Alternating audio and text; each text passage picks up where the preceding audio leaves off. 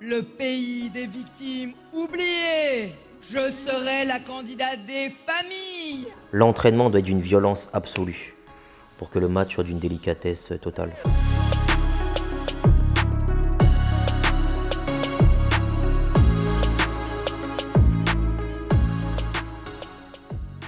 Hello, bonjour à vous, ici Philippe Fabignon, producteur TV Storyteller. Je suis heureux de vous accueillir pour cette nouvelle vidéo où on va faire une description mais de dingue. L'allocution de certains politiques et comment certains vont vraiment droit dans le mur par rapport à leur façon de prendre la parole en public. En ce qui me concerne, avant ça, je suis déjà avec Maître Beko Tabula, un des experts en la matière, mais avant ça, je vous invite à vous abonner à la chaîne si ce n'est pas encore fait et de cliquer sur la petite cloche pour que vous soyez au courant des nouvelles vidéos. Voilà, là pour le coup, merci Beko, on va discuter de cette allocution, de cette prise de parole, de qui exactement? Parce que tu m'as fait une analyse, j'aimerais bien faire une analyse de certains hommes et femmes politiques qui sont, là on va parler des catastrophes, c'est ça? Si tu veux parler des catastrophes, allons-y. Oui. Moi, dis-moi ce que tu veux que j'aborde. Alors, on a parlé dernièrement, par exemple, puisqu'on approche, quoi que les politiques font souvent, et encore, on l'a bien vu là dernièrement avec la crise que l'on vient de passer. Là, maintenant, on est sur parfois des crises politiques. Il y a beaucoup de ces hommes politiques et femmes qui prennent la parole. Mais là, particulièrement, on arrive sur les élections présidentielles. Je ne sais pas quand vous verrez cette vidéo, mais de toute façon, des élections, il y en aura toujours. Donc là, la dernière, c'est Valérie Pécresse. D'accord. Qu'est-ce qui s'est passé? Explique-moi un peu. On va essayer de voir ça en détail. Pourquoi? Quelle est, selon toi, si tu lui donnais une note à sa prise de parole, elle serait de combien? Sur 10? Je ne parle pas du fond, hein, puisque là, on parle uniquement du travail oratoire. Ouais. Moi, je lui mettrais 5 sur 10. Ça va, elle s'en sort alors. Moyen. Ouais, ça fait 10 sur 20. Hein. Et quand on est homme ou femme politique, il faut effectivement être bien au-delà de la moyenne, quoi. Ah, moi, je pense que quand on est femme ou homme politique, il faut avoir entre 16 et 20. D'accord. Parce qu'il faut créer un engouement, il faut créer du désir, il faut créer de l'envie. Il faut que les personnes qui vous suivent, les femmes et les hommes qui ont envie de monter à bord, soient transportées, soient sublimées. Mais là, en l'occurrence, malheureusement pour elle, ça a été un naufrage.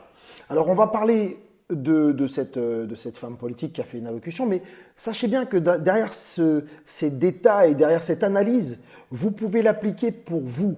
Évitez tout ce que nous allons déceler, ce dont on va parler. Évitez de le faire comme ça vous évitera des prises de parole, que ce soit vidéo pour vos chaînes YouTube ou en public. Évitez tout ça pour qu'à un moment donné, vous passiez à côté ou peut-être même pas à côté, droit dans le mur même parfois. Donc, qu'est-ce que tu peux m'en dire alors de cette prise de parole? Qu'est-ce qui te dérange? Quoi, entre guillemets, quand je dis pas qu'est-ce qui dérange? Quels sont les ingrédients ou qu'est-ce qui n'a pas été fait pour que ça puisse être impactant? Déjà, je pense qu'il faut regarder le langage corporel qu'elle avait. C'est-à-dire qu'on sentait qu'elle n'était pas à l'aise et que manifestement, il n'y a pas eu suffisamment de répétition sur son entrée en matière, sur sa posture. Donc les sourires étaient forcés et on avait en face de nous plus une personne qui travaille un peu... tu sais, quand tu vas dans des boutiques pour acheter un aspirateur ou acheter une machine à laver, tu as quelqu'un qui force un peu la vente parce que c'est son métier et que manifestement il voulait faire autre chose mais qu'il est là par défaut. On a tous croisé des gens qui ont un peu tiré sur les traits pour nous convaincre d'acheter un produit alors qu'idéalement on est déjà convaincu puisqu'on est là.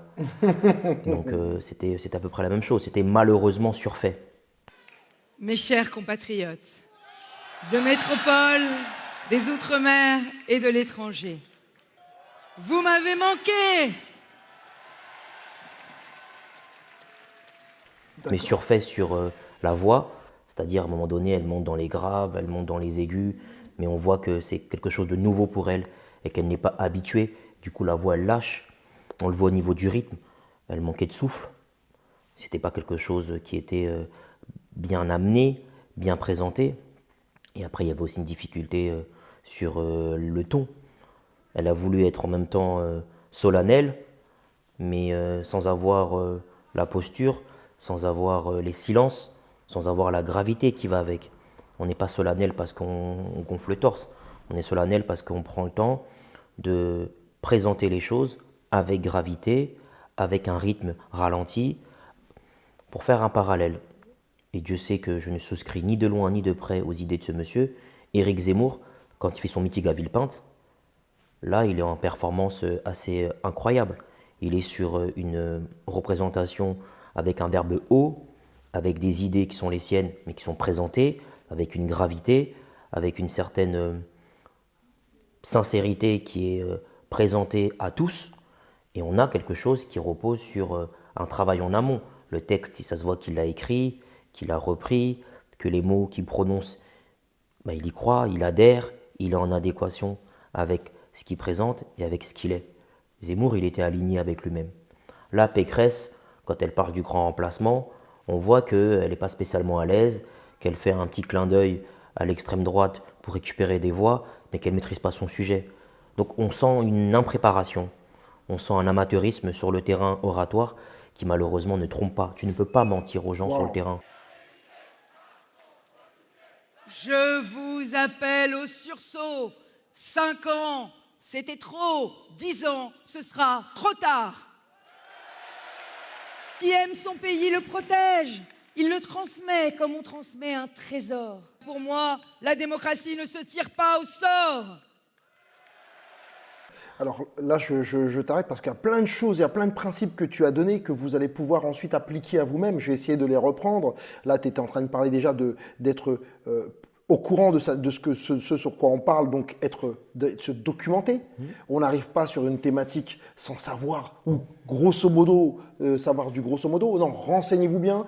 On appelle ça binge-watcher, ou en tout cas, allez vous documenter, si vous voulez, pour que vous puissiez en même temps ressortir les idées. L'autre chose, Beko, dont je voulais parler, qui est importante, c'est généralement quand je fais une prise de parole pour vidéo ou une prise de parole en public, je dois connaître mon texte par cœur, selon toi, ou je fais des bullet points? Il y a différentes écoles. Il y a des personnes qui disent qu'il faut maîtriser son discours par cœur au préalable. D'autres qui disent qu'il faut être imprégné des grandes lignes et laisser la spontanéité, Exactement. la sincérité prendre le pas. Donc, ça dépend. Après, moi, je pense qu'il n'y a pas de vérité absolue. C'est d'abord en fonction de la femme ou de l'homme qui prend la parole, comment il se sent. S'il a besoin d'apprendre par cœur son texte, il faut le laisser prendre le temps de l'apprendre par cœur parce que c'est comme ça qu'il sent bien. S'il n'a pas besoin d'être dans une logique d'apprentissage par cœur parce qu'il a besoin juste de connaître les grandes lignes et le reste il improvise parce que c'est quelque chose qui vient de ses tripes, qui sort de son cœur, qui sort de son âme, c'est comme ça qu'il se sent en harmonie avec lui-même, il faut le laisser. Il n'y a pas de méthode à proprement parler, il y a des méthodes qui sont à calquer en fonction des personnalités, en fonction des parcours des uns et des autres et en fonction des constructions individuelles. Alors c'est à vous de tester ces deux écoles, soit de voir si vous êtes plutôt intuitif et que vous aimez faire grosso modo un texte avec des bullet points, en tout cas des synthèses, et vous laissez vous le loisir de parler, de discuter, d'y aller, quoi. Parfois, attention, je remets aussi parfois un bémol, c'est qu'on peut se perdre à partir un peu n'importe où, on peut se perdre, ça peut être très bien, mais attention à ceux qui vont trop loin non plus, ils peuvent se perdre. L'autre école, et aussi ce qui est respectable, c'est que vous écriviez tout, et vous connaissiez tout par cœur. Et ça, ce sont des gens généralement qui sont très cartésiens, qui ne veulent pas s'écarter, mais c'est tout aussi bien, si vous voulez. Donc on a des bonnes prises de parole. Pour revenir à Pécresse, tu m'as parlé aussi de la tonalité. Oui, il y avait une volonté par moment d'être grave. C'est-à-dire de mettre une certaine gravité, une certaine pesanteur dans les propos de cette dame, mais malheureusement, elle ne respectait pas les silences et elle ne respectait pas le rythme. C'est-à-dire que quand tu veux mettre de la gravité, il faut que tu ralentisses. Il faut que les personnes soient suspendues à tes lèvres et se demandent qu'est-ce que tu vas dire. Et il faut que tu emploies des mots forts, il faut que tu emploies des expressions fortes qui résonnent dans la tête de ceux et celles qui vont t'écouter. Malheureusement, l'exercice n'a pas été réussi et du coup, quand elle a voulu être grave, ça n'a pas créé l'impact obtenu, ou du moins, ça n'a pas créé l'impact espéré. D'accord. Ok. Tu m'as aussi parlé de respiration. Oui, respiration, absolument. C'est-à-dire que la prise de parole en public, c'est un exercice qui est énergivore. Parce que tu dois prendre en compte différents paramètres. Tu dois prendre en compte ta posture. Tu dois prendre en compte ton souffle, les mots que tu vas employer, le rythme que tu vas utiliser. C'est pour ça qu'à un moment donné, il faut avoir pris le temps au préalable de faire des exercices pour se mettre à l'aise, pour surtout être complètement détendu, faire en sorte de boire suffisamment d'eau pour avoir vraiment la bouche hydratée, les cordes vocales hydratées, et faire en sorte que lorsque tu arrives devant le public ou même devant ton patron, parce que tu sais que tu vas interagir avec lui, tu es vraiment en toute sérénité, à l'aise et complètement détendu. Waouh! Moi j'adore ce genre de choses. Là, on est en train de faire des parallèles entre une prise de parole d'une politique qui est passée à côté et vous. Et comme me le dit Beko, vous pouvez faire ça pour un patron, vous pouvez faire ça pour une prise de parole publique, vous pouvez faire ça devant même des amis, un cercle d'amis. C'est pouvoir, quand on veut faire passer un message, parce qu'il est question de cela, Oui, absolument. de faire passer un message et de convaincre, c'est déjà de respirer. En tout cas, de faire des techniques de respiration, peut-être. C'est quoi? C'est méditation? Oui, il y a des exercices qui existent de méditation ou même, tu vois, tu fais un peu de yoga, de stretching. Oui. Donc tu prends le temps de t'allonger, de t'asseoir, de t'étirer, de prendre le temps de vraiment expirer, inspirer, faire des exercices où tu vas volontairement forcer le trait Oui. pour mettre ton corps en condition. Et après, prendre le temps de ralentir la respiration volontairement, quitte un peu à s'étouffer. En fait, il faut que ton rythme cardiaque soit malmené avant, pour que l'exercice oratoire après soit un long fleuve tranquille. En fait, la logique, elle est simple, c'est l'entraînement doit être d'une violence absolue, pour que le match soit d'une délicatesse totale. Wow.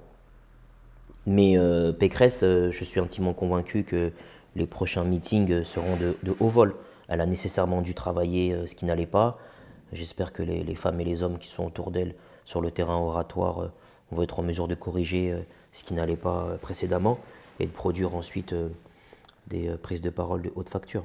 Ok, bah écoutez, pour finir donc cette vidéo, on va vous montrer quelques exemples sur la prise de parole de cette femme politique.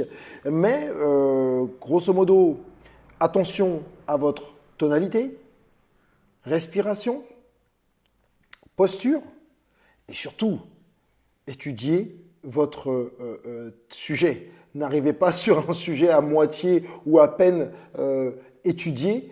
Vous risqueriez de passer vraiment à côté. Absolument. Donc ce sont les... Oui, vas-y, je t'écoute. Non, c'est exactement ce que tu dis, c'est-à-dire que vaut mieux ne pas parler d'un sujet que d'en parler de manière approximative, parce que ça donne vraiment l'impression, pour le coup, qu'on n'a pas travaillé, qu'on n'a pas respecté ceux et celles qui sont venus, et qu'on est un amateur.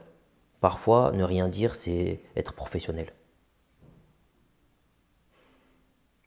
Waouh, silence. Vous avez vu, j'essaie de le faire, le silence là, j'ai essayé de le pratiquer tout de suite. J'ai remis ma posture bien droite. Est-ce qu'il y aurait un conseil supplémentaire que tu pourrais donner pour qu'on finisse la vidéo? Parce que 4 c'est bien, mais 5 c'est mieux, c'est les chiffres qui parlent mieux. Un cinquième conseil, c'est ne pas hésiter à s'enregistrer. C'est-à-dire quand on fait une prise de parole, on s'enregistre avant pour qu'on puisse voir nous-mêmes les différents défauts qui surgissent à la caméra.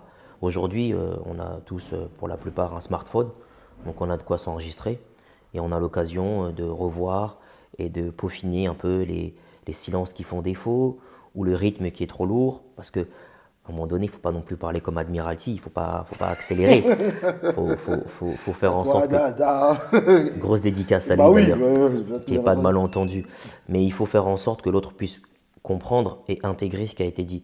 Donc parler trop vite, c'est dérangeant, parler trop lentement, ça l'est aussi. Donc il faut trouver la bonne mesure de façon à ce que le discours soit impactant. Mais il faut s'enregistrer. Et plus on va s'enregistrer et plus on sera exigeant envers nous-mêmes. Parce qu'on ne peut pas se mentir. Quand on a la caméra qui nous a filmé, c'est objectif. Ce sont les principes, les 5 principes qui vont vous mener à une bonne vidéo YouTube, à une bonne présentation, une bonne prise de parole en public. Toutes ces choses qui vont faire que vous passiez un message. Il est question de cela, messieurs, dames, de passer votre message sur votre produit, sur votre entreprise, sur votre projet. Sachez, prendre la parole et écouter les principes que Beko Tabula, maître Beko Tabula, puisque c'est un avocat, et moi-même venons de vous donner. Je vais vous remercier, vous dire que c'est la fin de cette vidéo. Comme d'habitude, avant de dire au revoir à Beko, je vais vous demander de cliquer sur la cloche pour vous inscrire, pour avoir les prochaines vidéos. N'hésitez pas à vous abonner, parce que vous le savez, le slogan, on va ni à droite, ni à gauche, ni encore moins derrière. On va en face, là-bas, vous le savez. Donc, inscrivez-vous, abonnez-vous, laissez-nous un message sur ce que vous avez pensé de cela. Et il est temps pour moi de te dire au revoir, Beko. Merci à toi. Eh ben, c'est toujours un plaisir. Plaisir partagé. Voilà. Allez, au revoir. Ciao.